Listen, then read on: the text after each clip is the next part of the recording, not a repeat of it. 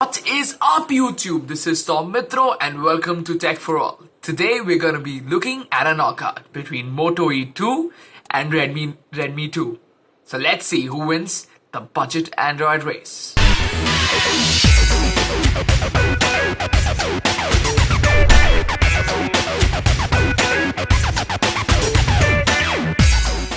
Today we're going to be looking at a few characteristics. First one is going to be photography.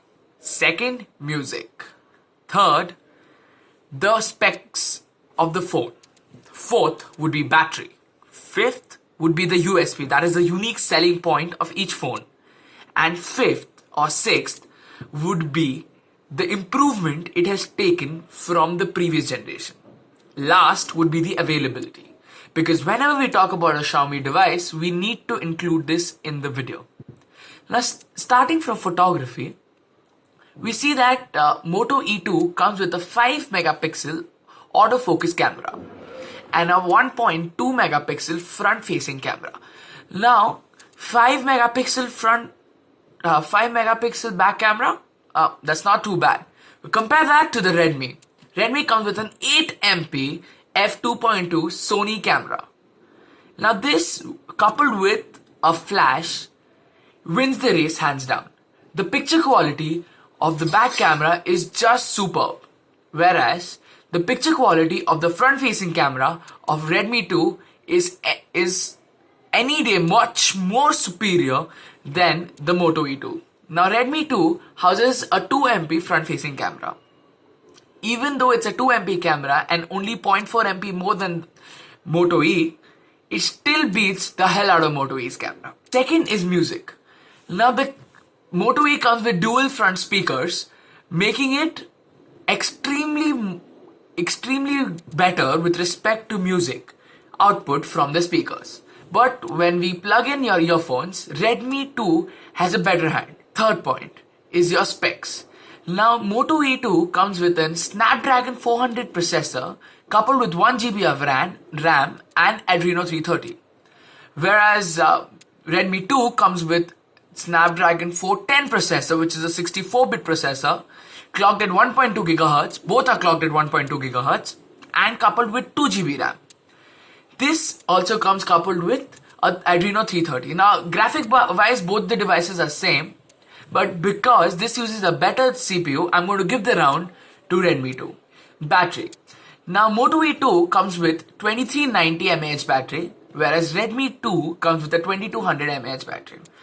Now, on papers, there looks like only a 190 mAh battery difference, but as Moto E2 is running stock Android, it has a much better battery backup than the Redmi 2, which is running a MIUI 6. Now, I'm not saying MIUI 6 is the battery drainer, but with respect to stock Android, it certainly uses more battery. Now, the fourth thing is a USP, or the unique selling point. Now, Moto E2 comes with a few software features like quick capture and Moto display. Now, what is Moto display is? It's taken the Moto display from Motorola X and has been transferred to Moto E2. That is, every time you have a notification coming in, the screen lights up, and you can directly go to that notification without actually unlocking your device. Wherein a quick capture is once you swivel your hand twice, the phone opens the camera app, and thereby decreasing the amount of time taken by a user to click a picture.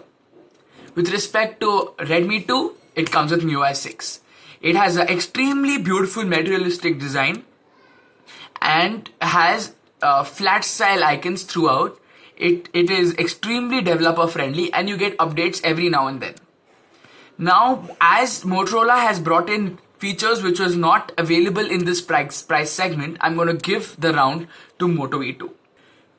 Improvement wise, from a 4.3 incher to a 4.5 incher, from Snapdragon 200 1.2 GHz dual core to Snapdragon 400 1.2 GHz quad core, I would give the improvement from previous generation to Moto E2, because Redmi 2, all it has improved is in battery. Last but not certainly the least, the most important part is availability and price. Availability, Moto E2 will be available to Indian users from 10th March of 2015, whereas Redmi 2 is yet to be announced, but we can expect the announcement by third week of March 2015 in India. Whereas price, Moto E is supposed to be priced at 6,999 or at 6,100 to 6,000 to around 7,000. And Redmi 2 on the other hand is supposed to be priced at around 6,000 to 6,500. Now Redmi 2 is to be priced at around 6 to 6,500. But Moto E2 also is coming with a LTE version which runs a 64-bit 410 CPU.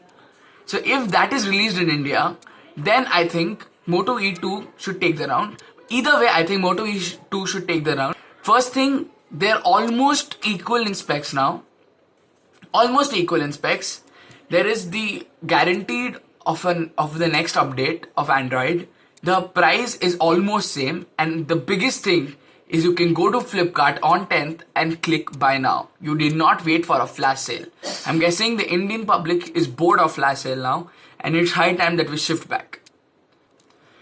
You can look at individual reviews by other reviewers of each of these devices and decide for yourself.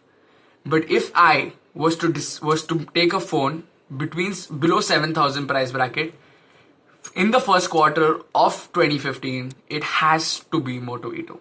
Thank you for watching. Please do subscribe, and like always, like, comment and share. Thank you.